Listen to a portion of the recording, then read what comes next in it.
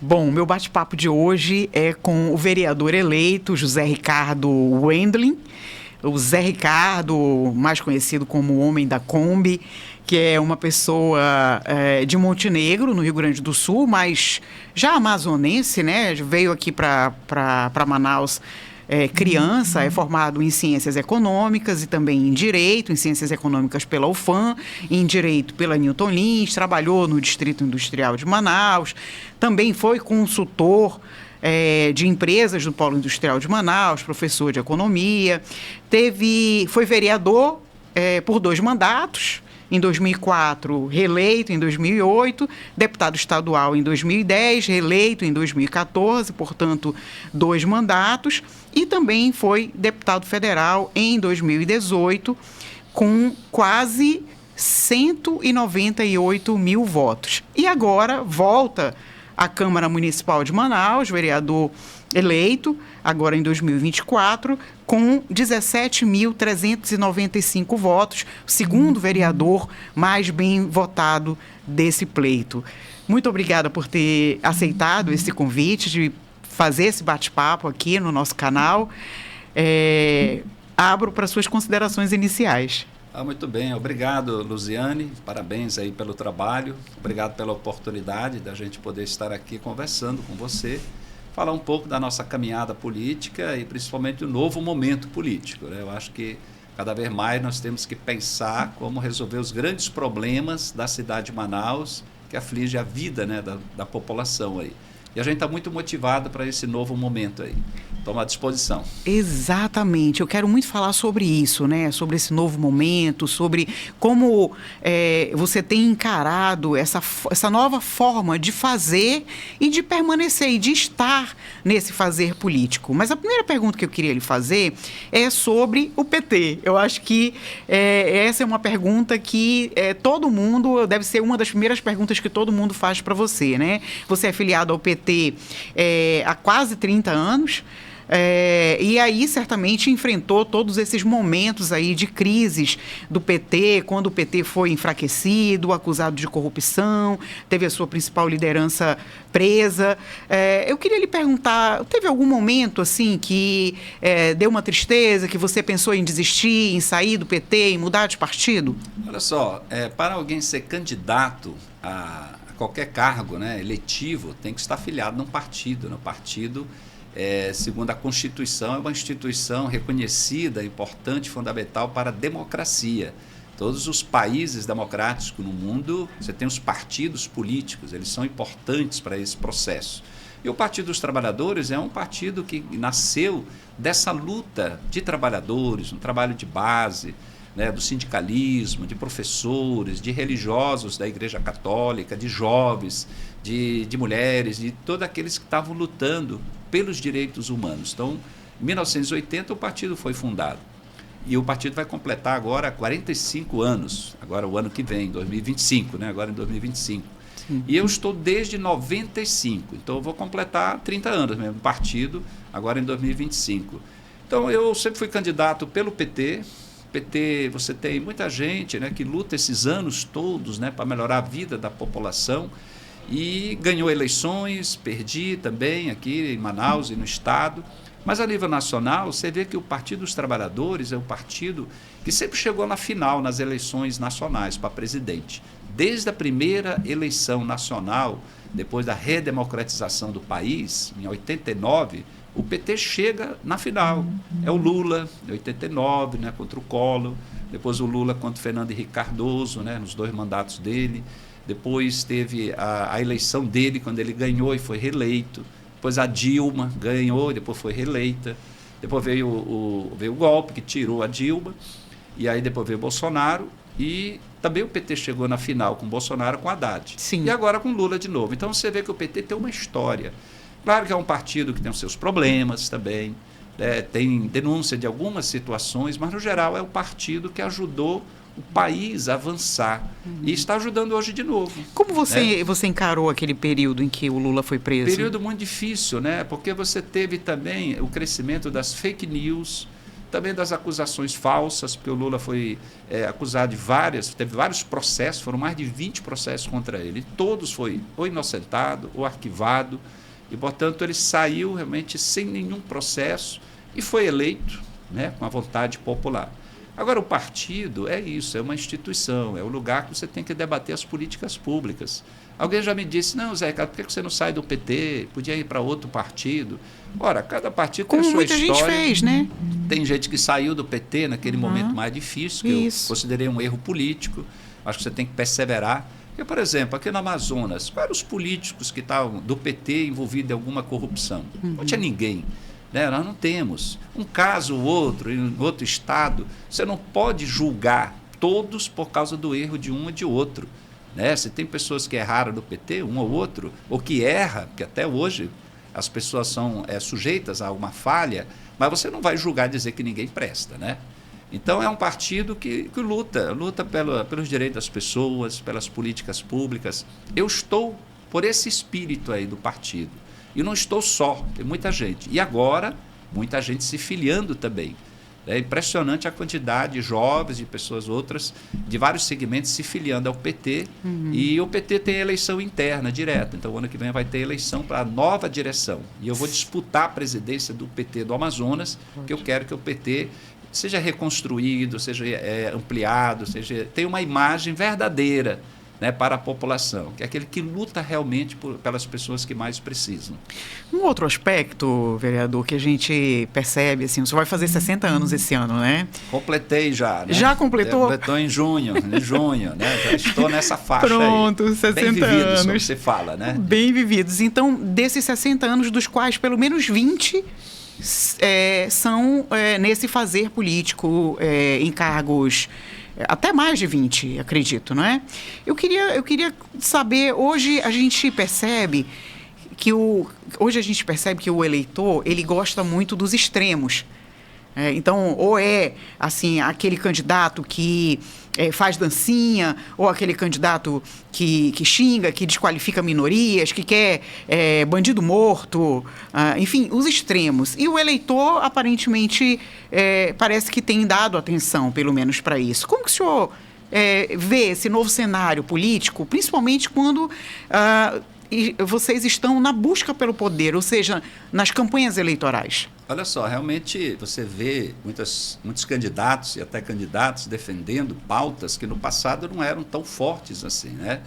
Então, hoje se fala mais em resolver os problemas da violência com armas, né, com polícia forte, com aquela coisa assim de você fazer um enfrentamento como se fosse uma coisa mágica. E a gente sabe que a maior parte dos problemas, inclusive que a violência, ela é resultado de toda uma realidade social, as injustiças. Ora é o desemprego, falta de oportunidades para jovens, escolas que não são de qualidade. Então, por exemplo, como vereador, um papel é fiscalizar e cobrar que a escola seja uma escola boa, no bairro, onde uma criança ou adolescente não desista da escola, que tenha toda a atenção e depois, como jovem, tenha as oportunidades na vida. E não vá para as drogas, não vá para a violência, não vá para a criminalidade. Então, isso é um trabalho que exige dedicação, um olhar como política pública. E que nem sempre chama atenção, né? O candidato que vem com uma coisa diferente é porque as pessoas também votam sempre na esperança. Ele talvez vai resolver o problema. Não, é aquela pessoa com aquele discurso, com aquela proposta extrema, não, agora vai resolver. No fundo, todo mundo quer uma solução para os problemas. Não é que o eleitor é o grande responsável, eventualmente, por certos políticos serem eleitos, mas é porque ele tem esperança. Então, alguém vem se aproveita desse momento, inclusive da situação de fragilidade, de vulnerabilidade. É o caso do político que aproveita a pobreza, o assistencialismo, a compra de voto, a troca, dando um presentinho para enganar as pessoas para ganhar a eleição. Geralmente, esse tipo de político eleito, ele não luta pelas políticas públicas. Eu ainda não vi. Aquele que vem comprar voto, que comete uma imoralidade e um crime eleitoral, que ele vá depois, como um político eleito, efetivamente brigar pela saúde pública, pela escola de qualidade, para cuidar dos bairros, cuidar da vida das pessoas. Então, as pessoas sempre têm esperança, a eleição é um momento de esperança, mas a gente tem que ser verdadeiro, o candidato não pode levar uma mensagem falsa, uma enganação. Um vereador não vai resolver de uma hora para outra. Um vereador não é o salvador da pátria, mas o vereador tem que ser a voz da população, tem que ser a voz que cobra, que fiscaliza o orçamento, o gasto público municipal. Só para você ter uma ideia, o ano que vem vai passar pela prefeitura mais de 10 bilhões e meio de recursos públicos. E o papel do vereador é para fiscalizar isso, é cobrar transparência, prestação de contas.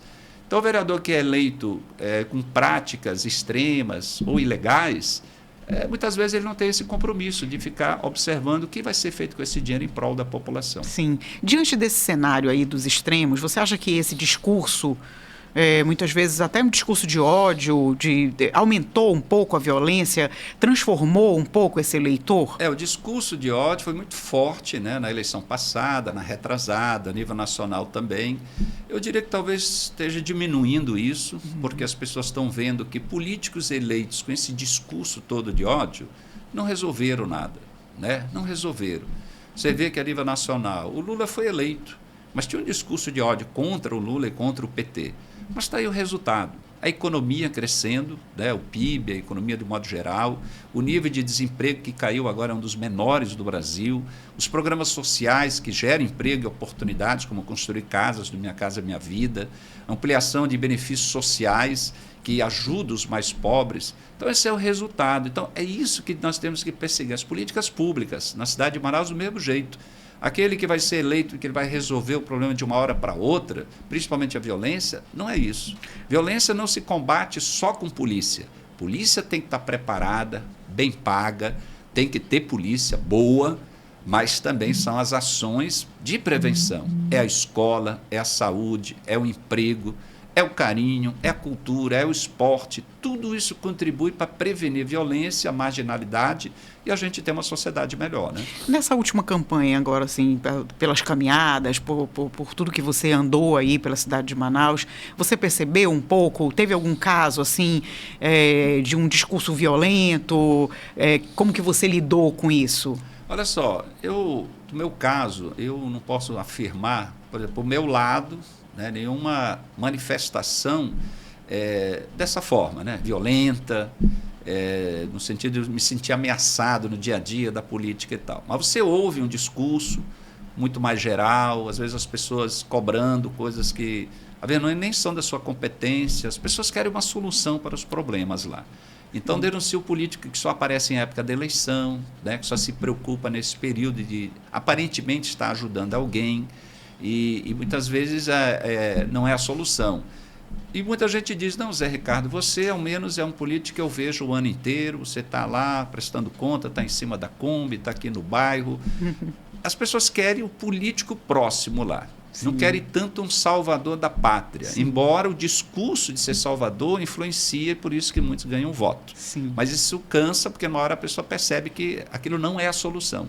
E a melhor forma é você fazer educação política, explicar que a gente tem que lutar junto pela política pública. Por exemplo, agora tem uma questão na cidade, que é a cobrança da água e da tarifa de esgoto. É um assunto polêmico. É um assunto que mexe com a vida de todo mundo. Sim. E tem a ver com a questão ambiental, com saneamento. E, portanto, é um assunto que tem que ser debatido. Coisas reais. E esse é o papel do político, principalmente do vereador, né? Nessas caminhadas aí, principalmente nesse período eleitoral, você já recebeu um pedido assim inusitado, algo que você, pelo jeito, você ainda tem essa paciência, essa resiliência de tentar essa educação, mostrar pelo conhecimento como que é a política, qual é o papel de fato do vereador? Mas já teve assim algum caso, ou nessa eleição ou em outras eleições, de algum pedido assim estapafúrdio ou esquisito ou diferente? Olha só, no geral as pessoas sempre pedem, né? Então muitos até acostumados pelos políticos que se aproveitam nesse período, eles dizem o seguinte, não, eu tenho que pedir agora, eu tenho que me aproveitar agora, ganhar algo, porque depois ele vai sumir, ele não vai mais estar aqui. Então, os pedidos são de toda a ordem, né? As pessoas querem não só a questão material, para sua casa, etc. Material de construção. Objetos, isso, aquilo, pagar contas, principalmente. Mas eu chamo a atenção do seguinte, num item assim, também concreto na vida das pessoas, é na área da saúde. O que mais eu recebi de pedidos, e continuo até hoje, quando alguém me aborda, é na área da saúde. É o problema do exame, é a questão de medicamentos, é a dificuldade para conseguir fazer um exame e depois o tratamento. Então, pede que possa ajudar pela demora do exame no sistema público, principalmente do Estado, que é o sistema de regulação do Estado. A maior parte dos pedidos estão em torno disso. Até porque eu já estou um pouco sendo conhecido como um parlamentar que não fica dando as coisas. Então, na época de campanha... já inibe um pouco, né? Já tem comunidades onde a gente tem mais proximidade, que eles já sabem, olha, o Zé Ricardo não é aquele político que vem aqui bancar as coisas, pagar, mas é alguém que a gente pode contar para poder ver os problemas e ele ser uma voz para ajudar a cobrar. Mas, no geral, o que mais se pede está relacionado à área da saúde mesmo. As pessoas estão sofrendo muito e esse é um assunto que tem que ser tratado com mais firmeza. É como dar agilidade nesses encaminhamentos que envolvem exames, tratamentos, cirurgias, internações, porque envolve, de uma hora para outra, às vezes, a família inteira com problemas. São casos urgentes, né? E também nesse cenário novo aí de política, principalmente da política feita nas redes sociais, através do Instagram, do Facebook, do Twitter, do TikTok até, né? A gente viu aí as eleições americanas, boa parte dos resultados veio do TikTok, por exemplo, né? Você não sucumbiu a nenhuma dessas novas técnicas aí? Não fez nenhuma dancinha na Kombi, nada? Você sabe que as pessoas já me cobraram isso. Olha, Zé Ricardo, você tem que aproveitar que o TikTok realmente tem assim, uma aceitação muito grande, né? Mas você tem que fazer algo diferente, algo engraçado, seja dancinha, seja algo que possa chamar a atenção. Ainda não teve o funk do Zé Ricardo. Alguma coisa já foi colocada lá, mas não tanto como uma estratégia, né, política. Né? Eu acho que é um espaço importante. Claro que começa mais com as coisas engraçadas, né, coisas que chamam a atenção. É um desafio fazer isso. Mas eu acredito que para a questão política propriamente, né, só isso não basta. Você fica mais conhecido por aquela característica, etc. Mas, de modo geral, as redes sociais é um espaço muito diverso e que você tem que aproveitar cada vez mais, né, e compreender o funcionamento. Na verdade, a gente fala muito assim, na política a gente tem que estar com o pé na rede e na rua, né? Sim. Como a nossa origem, né? O próprio Partido dos Trabalhadores, um partido que começou estando na rua, nas manifestações, nas cobranças, nas mobilizações, continua isso. As pessoas querem ver você ali junto, né? Naquela caminhada com os professores que estão lutando, reivindicando, pagamento do Fundeb, manifestação que teve agora da jornada de trabalho, das alterações da lei federal. Então, você está junto lá, é a rua, mas as redes sociais, usar toda a mídia digital, todo esse espaço digital é muito importante. É um reaprendizado também. Você compreender como essa coisa funciona e como você conversar com as pessoas. Se é para fazer uma dancinha, e se for um instrumento, pode ser também, né? Eu ainda não tenho tanta essa experiência. Quem sabe, vou começar a aprofundar mais. Como que foi essa transição para você? Porque você é da era da política que não é e do papel, do papel, do panfleto, papel, né? E tal. E como que foi para você essa transição? Você lembra assim de algum primeiro vídeo, algum primeiro selfie que você teve que fazer e nossa, assim, houve algum desconforto nessa transição para você? No geral, assim, é que você precisa que as pessoas, né, te orientem bem, né? É a postura, é a fala, é a aparência também, né? E você também está se organizando para aparecer e aparecer bem. Falar também você tem que cuidar pelo tempo, né? Limitado. Né? Sim. Então, você tem que se treinar também. A linguagem também é diferente, né? E uma certa linguagem mais simples, mais direta, mais clara. O tempo que você tem, está sempre falando em reuniões, ajuda. Sim. Né? Mas você ir se enquadrando, né? A partir dali, podendo aquilo... ser o teu dia a dia, não é fácil, né? Para quem não nasceu e cresceu usando esse instrumento.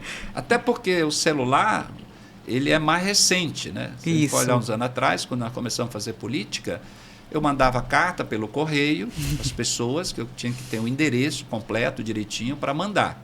Até hoje tem senhoras me cobrando, olha, nunca mais eu recebi uma carta sua, uma correspondência, porque ninguém manda mais nada ali, né? Depois o e-mail, etc., mas hoje é tudo no WhatsApp, né, das listas de transmissão, o celular. Então, você ir mudando e atualizando as formas de fazer campanha política, de se relacionar, é um aprendizado constante o tempo Sim. todo, né? Mas você não administra, assim, as redes sociais? Então, sempre com a equipe, né? Sim. Equipe de comunicação, jornalista, sempre tive jornalista, né? Sempre teve esses profissionais para me ajudar. E graças a esses profissionais, mulheres, quase sempre mulheres, né? Agora é a Jane Coelho, que é a coordenadora de comunicação, a Cristiane Silveira, né, que também muitos anos esteve junto, e tem as psicas, né, de outras pessoas lá. Você tem um filho jovem, né? Tem um filho só? 2 filhos. Dois filhos. São qual a idade deles? Paulo de 28 e o Tiago com 22. Sim. E eles gostam, assim, você aprende com eles essas técnicas aí de redes ontem sociais? à noite mesmo, eu com a dificuldade de mandar umas fotografias de um arquivo para o outro, uma coisa tão simples, aí eu não conseguia passar para o meu filho, ele disse, olha, só faz isso aqui. Papo, pronto. Resolvido. Essa geração nasceu, é muito mais facilidade, né, em relação ao manuseio dessas novas tecnologias. Sim. Porque eu aprendi, como faço até hoje, eu datilografava, aprendi datilografia. Sempre sem olhar o teclado. Então, até hoje, eu, no notebook e tal, é todos os dedos e tal. Você aprendeu daquele jeito lá. Então, você mudar não é fácil, né? Mas a gente vai se adequando e estamos firmes aí. Né? Então, pode vir ainda para frente, uma dancinha do Zé Ricardo para um outro cargo. Já fizeram aí que a inteligência artificial agora, mesmo que eu não queira, né? Ela com a fez. inteligência artificial, a dancinha já existe até. Nossa, mas não foi precisamos ainda colocar divulgado. nessa edição, viu, Jane? Já até fizeram aí uma brincadeira, não foi divulgado. Eu disse, olha, eu prefiro eu fazer a dancinha, não deixa a inteligência artificial querer fazer o meu papel. Não gostou da inteligência? Não, mas hoje em dia a coisa está tão avançada que realmente é uma coisa boa e, ao mesmo tempo, é um alerta para a gente ficar prestando muita atenção. Sem porque no dúvida. mundo da política, fake news, montagem, essas coisas, para prejudicar a imagem, é muito, muito forte. Para criar... O único medo é isso, as fake news é a coisa que pode ser manipulada para prejudicar o outro. Sim. Eu não faço isso. Sim. Eu de jeito nenhum. Mas a gente pode ser vítima de qualquer situação aí. Para construir uma credibilidade, uma reputação, são anos de trabalho. Né? Agora, para ter o cancelamento, como se diz atualmente, né, de uma pessoa, principalmente de um parlamentar, é exponencial a repercussão que existe na rede social, né? Na internet como um todo. Mas você falou várias vezes já da Kombi, né? Eu queria saber, surte efeito essa prestação de contas em cima da Kombi? Como que você como você obtém o resultado dessa prestação de contas dessa forma? Olha só, primeiro, eu aprendi isso com o Praciano. Sim. O Praciano, que ele foi vereador e foi deputado federal, ele tinha essa prática de toda semana estar em cima de uma Kombi velha que ele tinha lá, na Praça da Matriz, depois nos terminais de ônibus. Sim. E quando eu fui eleito vereador, em 2004, aí ele me convidou para também estar junto com ele, fazer a mesma coisa. Qual é o sentido de estar em cima da Kombi, lá no terminal de ônibus, conversando com as pessoas? É prestar contas do mandato. O político tem que prestar conta. O político tem a obrigação de prestar conta daquilo que faz, das atividades. O político não pode ter medo de falar com a população. Então tem que se aproximar. O político não pode sumir depois da eleição. E o povo, inclusive, reclama disso, que o político só aparece em época da eleição. Então eu aprendi com o Praciano fazer essa prestação de conta e eu fiz isso com uma frequência, então, toda semana, mesmo sem mandato, mesmo fora do período da eleição. Sim. E uma coisa constante. Então, levando informações, falando do trabalho, dos projetos. E é um momento, é um lugar onde também pessoas se aproximam, trazem informações, e fazem quanto tempo, denúncias. mais ou menos? Pode ser meia hora, uma hora, já teve tribunas de 1h30. Na média, 1 hora de conversa naquele lugar com as pessoas. No terminal de ônibus, as pessoas passam 10 minutos, 15 minutos esperando o ônibus. Então, naquele momento, ele está ouvindo aquilo que você está fazendo. Tem gente que concorda, tem gente que não. Eu já vi colegas jornalistas que eram estudantes, né, e eles diziam o seguinte: olha, no começo eu não prestava muita atenção no que o Zé Ricardo falava e tal, mas depois eu comecei a perceber, sim, ele trazendo dados, falando do trabalho, e depois eu percebi também a importância disso. É o político que vem dar satisfação ao povo do seu trabalho, aquilo que está realizando. E aí teve colegas que no futuro me entrevistaram também, né, por conta disso. Então, realmente, esse é o sentido. O sentido é prestar contas. E a gente tem que fazer isso, e eu acho que a população tem que cobrar de todos os políticos, para saber o que estão fazendo no decorrer do ano e do seu mandato. Você acha que ser político, né, principalmente do legislativo, como é o seu caso, né? Todos os cargos que você atuou até hoje foram do legislativo. Você acha que tem um pouco de vocação? Você já pensou em algum momento assim, poxa, vou desistir disso, vou economista, né, uma pessoa bem formada, poderia, né, estar seguindo outra carreira. Já teve algum momento assim que você falou, poxa, vou desistir disso? Na verdade, eu venho de uma carreira de trabalho exatamente de economista, né? Eu me formei, eu trabalhava no distrito, trabalhei mais de 11 anos no distrito industrial, me formei em economia na universidade e logo na sequência comecei a trabalhar na área de consultoria econômica. Trabalhei 23 anos nessa área.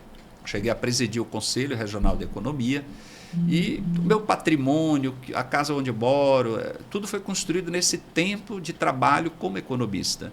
Mas é uma decisão minha, dessa minha caminhada ligada à Igreja Católica, de participar da política. Tanto que eu fui candidato a primeira vez em 1996.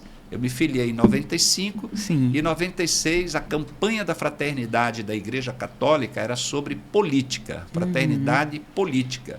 Falava da importância da política. Aí eu fui candidato a primeira vez e não parei mais. Só ganhei depois de 4 vezes candidato. Sim. Candidato em 96, em 2000, 2002, ganhei em 2004. Sim. Uma certa perseverança. E daí fomos seguindo e continuando. Eu já participei de 14 eleições. 14 vezes fui candidato. Claro que a família chega uma hora que cobra, né? Meu filho tem 28 anos, é o tempo, né, que eu estou nas campanhas políticas lá. Sim. Ele estava para nasceu 2 meses depois da minha primeira vez candidato. Então, os filhos crescem, o político às vezes fica um pouco ausente também na família, né? Essa é uma questão. Mas é aquilo que você aprendeu, tem um lado ideológico, né, de você acreditar que é importante, a política é importante. O Papa Francisco está falando muito sobre isso agora, Sim. a necessidade de uma boa política, de pessoas ter coragem de entrar na política para enfrentar os problemas. Política também significa contrariar interesses. Se você quer que mude alguma coisa, você tem que estar lá enfrentando certas dificuldades. Mas tem um lado gratificante, na hora que você recebe o voto das pessoas, um voto livre. Eu tive 17.395 votos, sem nenhum voto comprado. É voto das pessoas que acreditam em você. Quando eu fui eleito federal, foram quase 200 mil. Fui o deputado mais votado do Amazonas. Isso. Então, aquilo significa as pessoas estarem confiando em você e ter esperança que você faça a sua parte. E é dessa forma, isso que nos move, é dessa forma que a gente procura agir no dia a dia. Podemos errar, podemos também algum encaminhamento não ser o melhor, mas a força vem realmente das pessoas que mandam todo dia sugestões, ideias, denúncias que ajudam, portanto, o nosso trabalho político. Política não se faz sozinho, né? Como qualquer outro trabalho, você precisa ali de um conjunto, de uma equipe, de articulações. Qual seria, assim, um ponto fraco e um ponto forte desse fazer político com tantos anos de carreira aí? Eu acho que você lembrou bem, uma questão de que você precisa ter realmente pessoas também junto com você. Realmente não se faz sozinho. Primeiro, faz parte de um partido onde você tem várias pessoas com esse pensamento, né, que também te apoiam. Você tem segmentos da sociedade que vê você como um político que luta por aquelas causas. Então, te dão aquela força, apoiam livremente. E você tem pessoas próximas, né, que te ajudam e orientam. Aí vem o lado assim, dos profissionais, né, que são muito importantes para que você também possa fazer uma campanha política. Toda eleição, a gente precisa de gente que nos ajude a compreender aquele momento, né, a melhor estratégia, encaminhamento, as falas, as pautas. Então, tudo isso é uma construção meio coletiva para poder você chegar ali. E o próprio mandato, eu sempre estimulei o processo participativo, discussão do orçamento, emendas para o orçamento que vem da sociedade, e queremos retomar isso fora do orçamento público municipal. E as pessoas dizerem, olha, essa é a prioridade, é isso que tem que ser feito, e não só sair da cabeça do político lá. Agora, também tem um outro lado, tem as dificuldades porque há muito desinteresse também pela política na sociedade. Sim. Tem muita gente que vota, mas depois não acompanha. Tem pessoas que depois já até esqueceram em quem votaram, em pouco tempo. Então, isso não é bom, porque o certo é o eleitor vota e cobra. O meu candidato não ganhou, mas cobra, então, aquele que ganhou. Isso, porque ele também é representante. Afinal de contas, o salário dos 41 vereadores e do prefeito e vice e os secretários dele, todos vão ser pagos com dinheiro do povo. Então, as pessoas têm o direito de cobrar os vereadores e cobrar a prefeitura também. Isso. A gente sempre fala isso na universidade, né, nas aulas sobre democracia, que o sistema democrático é assim... quem ganhou, quem está eleito, é resultado, sim, do voto de cada cidadão, de cada eleitor, né? Eu queria lhe perguntar também, assim, o senhor então passou aí por várias gestões, do Arthur Vigílio Neto, por exemplo, do Amazonino Mendes, do Omar. O senhor foi crítico aí de vários desses políticos, né? O senhor elencaria, assim, do próprio Serafim Correia, o senhor elencaria aí um desses que realmente houve uma crítica mais acirrada, que o senhor fez um trabalho de oposição mais acirrado? Aliás, a sua vida inteira foi de oposição, né? Ainda não tive o gostinho de ser situação propriamente, né? Olha só, você lembrou do Serafim. O Serafim foi prefeito, quando fui vereador, eu considero que foi uma das gestões, nós tivemos muitos avanços na gestão pública. O Serafim fez concurso público, depois teve a questão dos precatórios, começou a pagar, atualizar e colocar a contabilidade da prefeitura em ordem, começar um processo de prestação de contas da prefeitura junto à Câmara Municipal, também a questão da Previdência, que estava um caos. Então, assim, no geral, na gestão foi muito positivo. E ele iniciou também um planejamento urbano de obras de infraestrutura, de intervenção no sistema viário de Manaus, já com viadutos a nível municipal. E ele veio, antes era a gestão do Alfredo Nascimento, que depois teve o Carijó, mas o Alfredo 2 anos, onde foi iniciado o chamado Expresso, portanto, a questão do transporte coletivo. O Serafim não deu andamento a esse projeto, que realmente já começou com um monte de falhas, na época ainda do Alfredo. Eu lembro que o apelido era Estresso, né? Pois é, acabou ficando essa situação. O Serafim procurou fazer uma manutenção, mas acabou não implantando na plenitude. O Amazonino chegou, jogou um cimento em cima das pistas que estava afundando e colocou na marra para funcionar, mas não ainda com um sistema de transporte onde você tem um corredor exclusivo, que seria o BRT. Ele prometeu o BRT. E nesse período, no governador Omar Aziz, também foi falado do monotrilho, né? Eu diria assim, mais um projeto pouco debatido com a sociedade, que nem foi para frente. Se gastou milhões nos projetos, mas não foi efetivado. E o BRT foi iniciado pelo Amazonino, com todo um planejamento para a Zona Leste, interligando para a Zona Sul, mas não foi levado adiante também. Quando veio o Arthur Neto, que ficou 2 mandatos, que poderia levar adiante, ele acabou não levando. Ele reformou todas aquelas plataformas centrais, desde o centro até a Cidade Nova, mas não implantou um novo sistema que seria o BRT e uma expansão. Sim. E o Davi Almeida agora também, o primeiro mandato dele, teve só o terminal novo, 6, né, que foi inaugurado, que ainda não está bem interligado. Então, se pegar um item sobre a cidade de Manaus, e olhando esses prefeitos que passaram, nós estamos muito atrasados ainda, infelizmente. Então. Se for falar de saneamento, se for falar da questão ambiental de modo geral, se for falar da política de ocupação urbana, que é a moradia, então são 3 áreas macro fundamentais para a cidade. A mobilidade ligada à urbana e moradia e saneamento. Então, todas essas gestões deixaram muitas falhas e não enfrentaram. Isso que eu pretendo cobrar bastante como vereador. Nós temos que iniciar grandes projetos para a cidade, que é a maior cidade da Amazônia, que é Manaus. Isso. A gente vive um momento de ausência total de políticas públicas, e eu acho que isso é consenso entre os cidadãos, e exatamente no momento em que é muito fácil, até pela tecnologia, você encontrar de fato aonde que está o gap, aonde que falta mais atendimento de saúde, mais creche, mais educação. O senhor acha que a gente ouve muito isso, né? Tem até meme de hoje não temos grandes políticos, líderes globais, etc. e tal. Você acha que a gente está vivendo isso mesmo? Qual seria aí a falta o erro, digamos assim? Nós temos um problema também de continuidade de projetos. Né? O Serafim Corrêa, ele terminou a gestão dele, ele não pôde ser reeleito, acabou não sendo, a Amazonino ganhou, mas ele já tinha encaminhado mais de 15 intervenções na cidade de Manaus.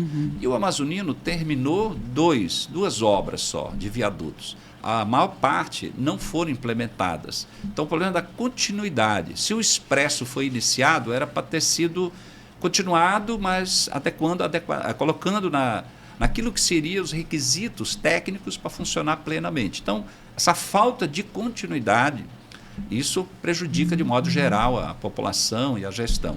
Então, falta alguém que tenha essa visão. Acho que a grandeza de um governante seria: vem um projeto que está indo bem, ampliá-lo, concluí-lo, modernizá-lo. Isso significa pensar a cidade, o povo, de uma forma grande. Médio e longo prazo. Está faltando isso. A outra é que Manaus é tão grande que o investimento, só o município não tem capacidade. Tem que ter participação a nível estadual. E a federal, porque todas as verbas são federais, tanto do estado do município, a maior parte são empréstimos feitos a nível nacional ou até do exterior. Então, precisa ter mais entendimento para que o Estado, com maior capacidade de endividamento e de empréstimo, possa também intervir nos grandes projetos necessários. Então, por exemplo, o Davi está fazendo algumas obras grandes, entretenimento, etc. Mas será que são prioridades? Será que é isso que nós precisamos? Essa política pública urgente? Um prédio custar, no final, 68 bilhões. Começou com 45, foi para 68. Daria para construir 11 UBSs. Nós estamos precisando de muitas unidades básicas de saúde novas nos bairros. Precisamos de uma grande central de diagnóstico, que é algo que eu defendo, porque a dificuldade das pessoas hoje é que depois que um clínico geral, um pediatra, um ginecologista passa uma lista de exames, ele não sabe aonde ele vai conseguir com rapidez o resultado, porque vai no sistema de regulação do Estado e não sabe quando vai ser atendido. Então, o município tem que dar agilidade nessa área. Então, são áreas importantíssimas que sempre foram deixadas de lado. São questões que nós vamos cobrar muito. O senhor falou logo no início que o senhor pretende ser candidato à presidência do PT. Né? E eu queria justamente falar sobre esse tema, porque hoje o presidente do PT é o deputado Sinésio Campos, e a gente sabe que o deputado tem ali um alinhamento total com o governador Wilson Lima e com outros parlamentares que não são propriamente dito da esquerda. E alguns parlamentares e o próprio cidadão até desconhece um pouco a ideologia do PT utilizada, que não é utilizada ali pelo deputado Sinésio Campos. Eu queria que o senhor falasse como que tem sido essa convivência diante de tudo isso. Olha só, um partido, para fazer parte do governo, tem que ter uma decisão política. O PT não decidiu estar no governo do Davi Almeida, né? E o PT estadual também não decidiu estar no governo Wilson Lima. Então, hoje, o presidente do partido, que também é deputado estadual, está no governo Wilson Lima, tem indicação de secretários, né, de espaços de gestão e tudo mais, mas não com uma decisão partidária. Essa é uma questão que o partido tem que definir, para poder ter clareza em relação a isso. A eleição que o PT vai ter o ano que vem é para mudar os gestores, os presidentes, toda a gestão municipal, estadual, todo o Brasil também, a nível nacional. E a gente espera que tenha uma presidência que fortaleça o partido, que a relação seja política com governos ou não, se vai ser oposição ou situação. Você vai ocupar cargos, tem que saber por quê e quem, tem que trazer resultados. Eu defendo que não se ocupe cargos no governo do Estado, neste governo aí. Até porque não tem um alinhamento político propriamente. Essa última campanha realçou muito essa postura do deputado, presidente do PT, principalmente quando a gente tinha um candidato a prefeito de Manaus pelo PT e que claramente não foi apoiado pelo deputado. A gente lamenta, né? Porque deveria estar na linha de frente de uma candidatura que o próprio presidente Lula também indicou e apoiou e veio fazer campanha, né? Passou aqui, fez vídeos, né, de apoio ao Marcelo Ramos, uma pessoa bem preparada, com experiência política também e, portanto, conhece bem a cidade, os problemas, dificuldades. Quer dizer, o PT teve uma boa candidatura, um bom nome, né, para a sociedade, mas a gente viu na eleição, foi muito dividido, né, todo o eleitorado. Um eleitorado de Manaus que na eleição para presidente, mais de 60% votou no Bolsonaro, né, e 30 e pouco no Lula. Então, isso também tem um peso, né, nessa hora da decisão. Eu acho que se tiver uma nova eleição, essa correlação aí vai ser diferente. Sim. Acho que agora o povo está vendo assim como o Lula está trazendo benefício. Então, se nós tivéssemos o nosso candidato sendo eleito, Marcelo Ramos, com certeza para Manaus seria muito melhor nessa relação com o governo federal para trazer as parcerias, investimentos que nós precisamos. O bom é que o Lula não olha muito partido, né? Ele ajuda Manaus, ajuda Amazonas, independente dos governantes. Já que o prefeito Davi Almeida não apoiou o Lula, né? Ele se apresentou como apoiador do Bolsonaro e o Wilson Lima também apoiou o Bolsonaro. Eles não apoiaram o Lula, mas mesmo assim o Lula não quer saber deles, quer saber da população. Por isso que beneficia tanto Manaus e o Amazonas. Portanto, o Lula do Partido dos Trabalhadores. É o PT que se preocupa com o povo da cidade de Manaus. Vocês tiveram alguma conversa? Como que foi a relação de vocês com o deputado estadual Sinésio Campos nessa eleição? Eu tive pouco por conta contato, dessa situação. Né? Eu estava em campanha para vereador. Eu também tinha sido convidado para ser candidato a prefeito. Sim. Nós tivemos um diálogo em Brasília com a presidenta Gleice, né? Com o ministro Padilha. Mas, no final, a avaliação, principalmente do nosso grupo político aqui em Manaus, que eu deveria ser candidato a vereador, que teria mais possibilidade de ser eleito e, com isso, contribuir com a cidade e a gente se preparar para outros momentos. E o presidente Lula convidou o Marcelo e a Gleice Hoff para se filiar ao partido, ele se filiou e foi nosso candidato, né? E tivemos uma campanha muito boa, propositiva, com muitas ideias. Eu vou aproveitar muito daquilo que eu defendi em 2020, quando eu fui candidato a prefeito, e agora as propostas do Marcelo Ramos e Luiz Castro, né, que foi o vice, nessa campanha de 2024. Propostas que eu, como vereador, vou defender para a cidade de Manaus. Mas o senhor não tem tido nenhuma conversa com o deputado Sinésio Campos, mesmo sendo presidente do seu partido? Muito pouco, né? Porque a instância aqui municipal e ele a nível estadual. Nós vamos fazer um embate político na eleição do ano que vem. Tá. Vai acontecer quando? A eleição propriamente vai ser lá início de julho. Certo. Até final de fevereiro vai ter novas filiações, tem muita gente se filiando ao Partido dos Trabalhadores. E nós vamos estar dialogando com os municípios, com os filiados. Muitos filiados estavam um pouco desmotivados, mas agora a gente percebe que querem participar, estar junto. Isso é muito bom para motivá-los exatamente para as eleições de 2026. Sim. Zé Ricardo, a gente sabe que o papel do vereador, o vereador tem um papel extremamente de fiscalização, de representação de demandas da população, mas, ao mesmo tempo, ele tem ali uma limitação, uma restrição por conta do orçamento. Então, muitas vezes, os vereadores ficam nessa iniciativa própria de legislar situações, projetos que não vão trazer nenhum aumento de receita por conta do orçamento. Então, fica criando o dia disso, o dia da mulher cristã, o dia da semana da economia de energia, enfim. O senhor já pensou nisso? Como que você vai lidar com isso? Você já tem experiência, já foi vereador. Como que você pretende lidar com isso? Que tipo de projetos, né, dá para fazer realmente em prol da população, levando em consideração essa questão do orçamento? Olha só, primeiro em relação assim, à função do vereador.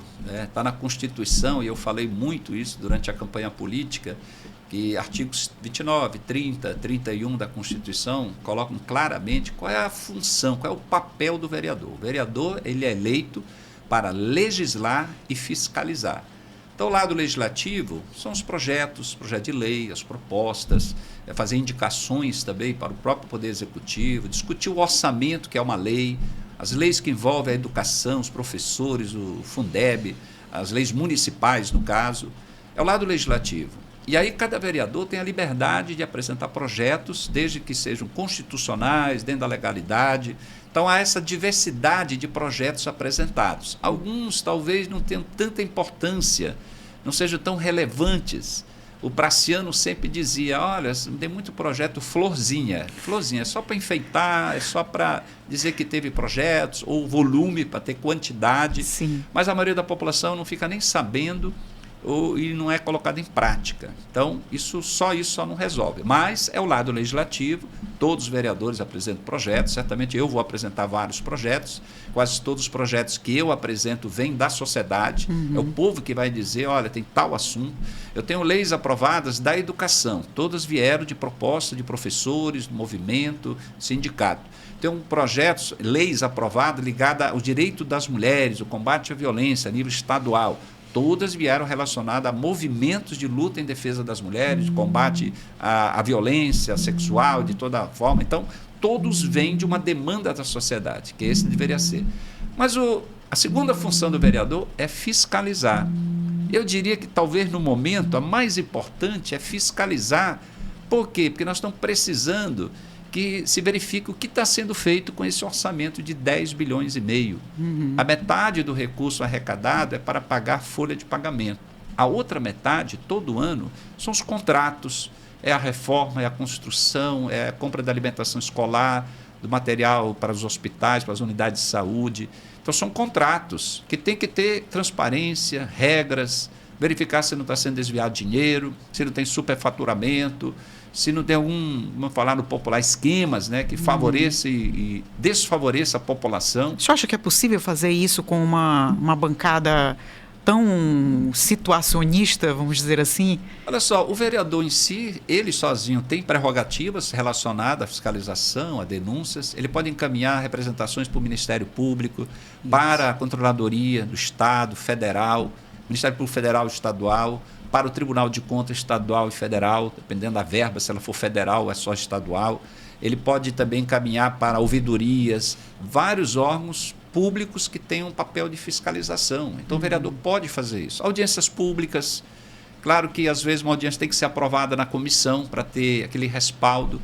Para fazer diligências, às vezes tem que ter a aprovação do poder, pode ser que tenha dificuldade, porque tem que ter uma maioria concordando em você fazer uma fiscalização formal, mas mesmo o vereador sozinho, ele pode fiscalizar e deve fiscalizar, é a função dele lá, ele tem que ser a voz. Então, eu tive vários momentos como parlamentar, que mesmo não tendo maioria na comissão, mas a gente conseguia levar adiante essa função fiscalizatória lá.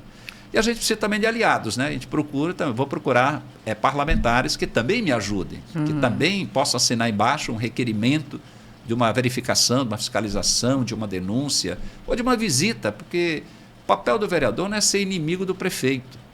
Ele tem que ser amigo do povo, vamos falar assim, né? O papel do vereador é aquele que vai olhar em nome do povo.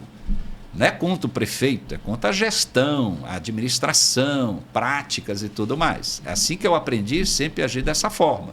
Eu não vou lá para ser inimigo de alguém, não é dessa forma. Mas papel, quem paga o salário é o povo, e o povo quer que você fique de olho. Por que a UBS não tem médico? Por que está faltando profissionais? Por que a reforma não acaba, não termina?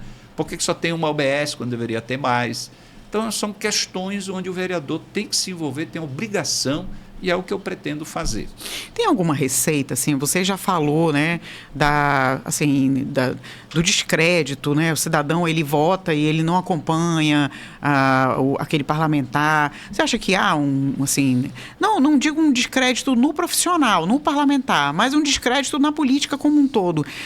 Teria alguma receita para trazer de volta esse pensamento, trazer esse cidadão, esse eleitor, que é a pessoa fundamental ali no sistema democrático, para fazer essa fiscalização e ter mais força no Estado democrático de direito? Olha, o ideal realmente seria o eleitor votar consciente, livre, não por conta de troca de favor, de um presente, e acompanhar o mandato. Esse é o ideal.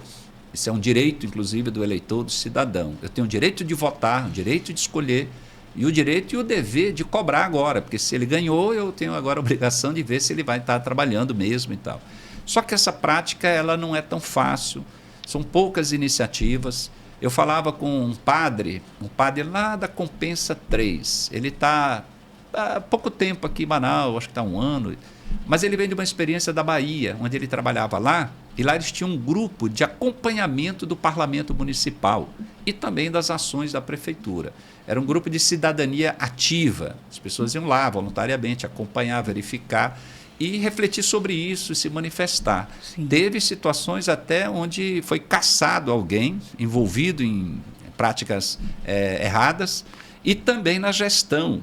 Então, essa experiência dessa participação do povo acompanhando, ela é muito importante. São poucas que tem no Brasil e, quem sabe, aqui em Manaus, temos que fazer isso, temos que estimular. Dizem que só 10% da população acompanha mais de perto tudo que acontece na política. É mesmo. Então, tem uns 90% que vota, acompanha pouco, às vezes não compreende tudo que está saindo. Então, é um desafio. A educação política seria um dever de todas as instituições, né? Não a educação com direcionamento partidário, a educação política. Como você falou que você dá aula também ligada à Constituição. Então, nós deveríamos conhecer a Constituição, os direitos, as estruturas públicas, como funcionam. Exato. Onde você pode intervir mais e pode ajudar e pressionar ou buscar, né, um direito. Nós temos que trabalhar isso aí. Não importa onde, se é uma igreja, é uma associação, é uma comunidade. Na Câmara. Na Câmara. A Câmara deveria dar o exemplo.